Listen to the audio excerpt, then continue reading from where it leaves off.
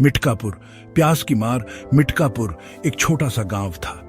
ये शहर से दूर बसा था। यहाँ के लोग खेती करते थे। जमीन उपजाऊ थी लेकिन पानी की कमी थी। नदी और कुएं सूख गए थे। लोग प्यासे रहते थे। फसलें सूख जाती थी। मिटकापुर प्यास से व्याकुल था। गांव में एक बुजुर्ग रहते थे, रामलाल काका। वे गांव के सबसे बुजुर्ग व्यक्ति थे। रामलाल काका ने बचपन में मिटकापुर को हरा भरा देखा था। तब नदी में पानी लबालब रहता था। बारिश खूब होती थी। पेड़ पौधे हरियाली से भरपूर थे।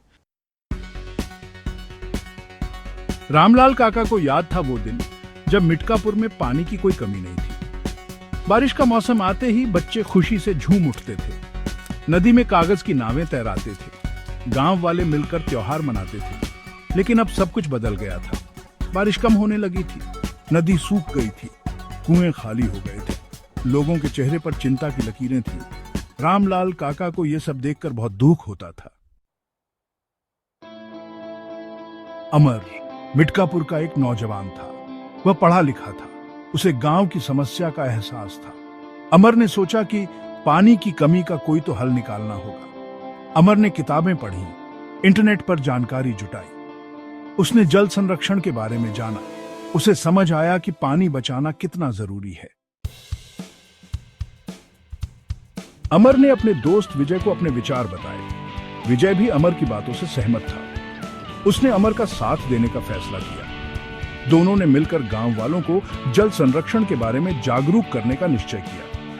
अमर और विजय ने सबसे पहले रामलाल काका से बात की। रामलाल काका अमर और विजय के जोश को देखकर बहुत खुश हुए। उन्होंने दोनों को अपना आशीर्वाद दिया। गांव वालों का विरोध अंधेरे में तीर। अमर और विजय ने गांव वालों को इकट्ठा किया। उन्होंने जल संरक्षण के बारे में बताया। उन्होंने समझाया कि पानी बचाना कितना जरूरी है।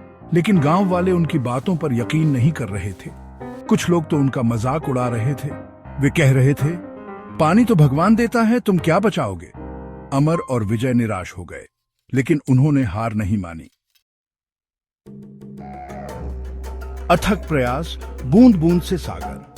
अमर और विजय ने हिम्मत नहीं हारी। वे घर घर जाकर लोगों को समझाने लगे। उन्होंने जल संरक्षण के तरीके बताए। बारिश के पानी को इकट्ठा करने के लिए कहा। धीरे धीरे कुछ लोग अमर और विजय की बातों को समझने लगे। उन्होंने जल संरक्षण के तरीकों को अपनाना शुरू कर दिया। पहली बारिश, खुशियों की फुहार। कुछ महीनों बाद बारिश का मौसम आया। इस बार मिटकापुर के लोगों ने बारिश का पानी बचाने के लिए पूरी तैयारी कर रखी थी।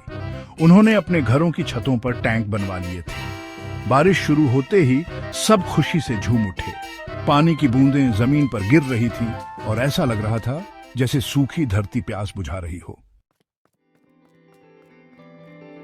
मिटकापुर का नया सवेरा, जल ही जीवन है। बारिश का पानी जमीन में समा गया।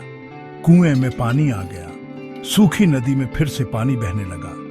मिटकापुर में चारों तरफ हरियाली छा गई। मिटकापुर के लोगों ने जल संरक्षण का महत्व समझ लिया था। अब वे पानी को व्यर्थ नहीं बहाते थे।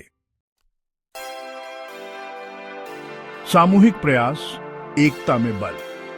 मिटकापुर की कहानी हमें एक सीख देती है।